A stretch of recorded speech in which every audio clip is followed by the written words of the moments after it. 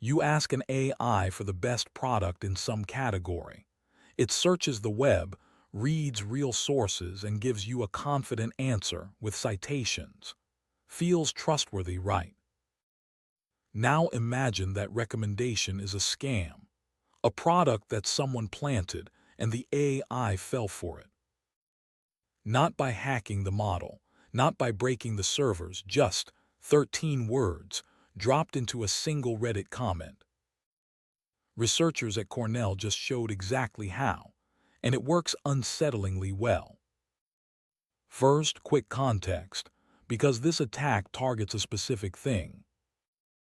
When you use deep research mode and tools like ChatGPT or Gemini, you're not getting one search. You're getting an agent. It takes your question and fires off many related queries.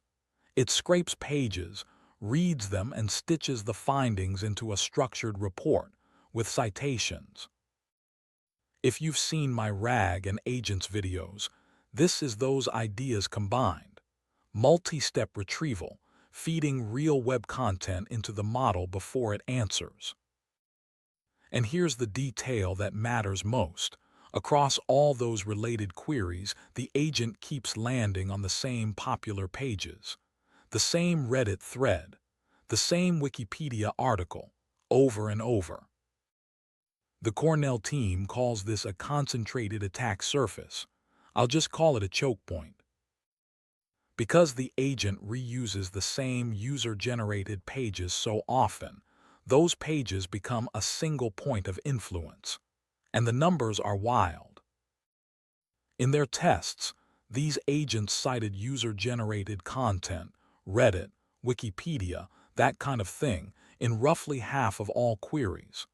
Nearly a quarter of every citation came from those user-generated sites. So think about what that means.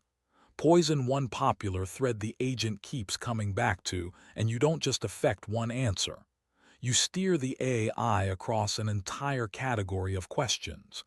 Poison once, influence everything downstream. They named the attack WARP, Web Agent Retrieval Poisoning, and the method is almost insultingly simple. You take a real, popular page and you append a short-crafted snippet, as few as 13 words. Not a wall of spam, not obvious gibberish a filter would catch. A short, fluent, plausible-sounding line that nudges the agent toward a product or claim you chose. And here's why it works. This is the key insight. These systems often treat text that sounds like your question as if it's the right answer to your question. Similarity gets mistaken for accuracy. So an attacker just studies the phrasing people use and writes a comment that mirrors it. As one researcher put it, the system weighs a random Reddit comment and a government website as roughly equally credible. So how reliable is it? Uncomfortably reliable. When they poisoned a single source, the AI name-dropped their planted, made-up product in roughly 38 to 51% of the runs, where that source got pulled in. Spread the bait across just a few threads. That climbed to as high as 62%. A coin flip or better chance of hijacking the answer from editing a handful of comments. And to be clear, this matters. The researchers never posted any of this to the real internet. They ran it in a sandbox that simulated what would happen. This is a warning shot, not a playbook. Okay, so just filter it out, right? Here's the trap. The team tested defenses and none of them were comforting. Option 1. Block user-generated content entirely. But Reddit, forums, Wikipedia, that's often where the real answers live. The genuine bug fix, the honest review, block it all and you gut the usefulness of AI search. Option 2. Detect the poison text automatically. But the attack is short, fluent, and contextually plausible. It reads like every other helpful human comment.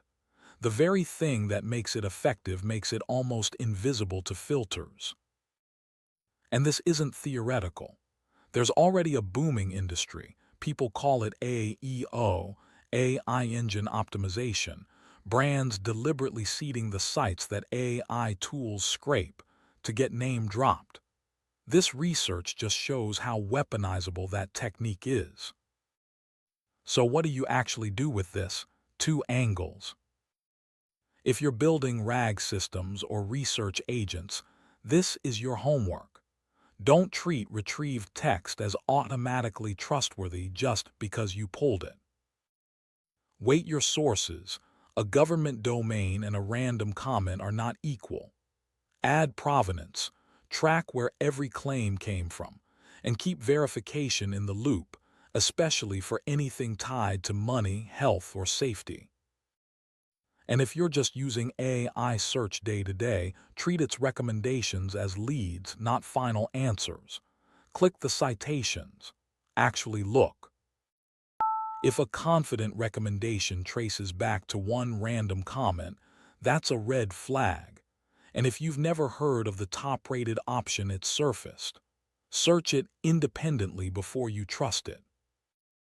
So, 13 words, one popular page, and an AI research agent can be quietly steered. The lesson underneath is bigger than this one study. As we hand AI more autonomy to read the open web for us, the web's oldest problem, you can't trust everything you read, comes right back. This is the front line of agentic AI security. Next video, I'm breaking down its close cousin, prompt injection, how attackers hide commands inside content and AI reads. It's on screen now. Subscribe so you catch it and tell me in the comments, do you actually click the citations when an AI gives you an answer? Be honest.